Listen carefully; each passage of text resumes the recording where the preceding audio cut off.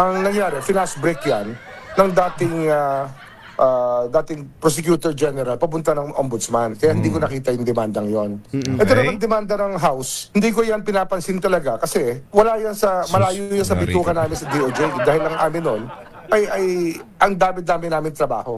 Kaya hindi ko talaga, ngayon ko lang pag-aaralan yung mga kaso niya. Ang dami nyo ang trabaho nun sa DOJ. Oo, ang dami talaga. Nawawalang sabongero, kay Atong Ang. Basta marami kayong issue nun. Tapos ang lahat ng issue ninyo, ang punterya, kasalanan ng mga Duterte.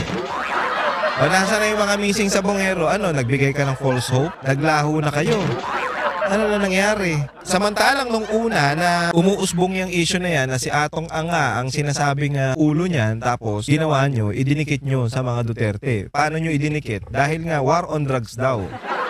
Ang kinalaman daw yung war on drugs sa pagkamatay nitong mga sabongero. Po siya hindi nag-ano yung kwento nila, hindi nag-boom.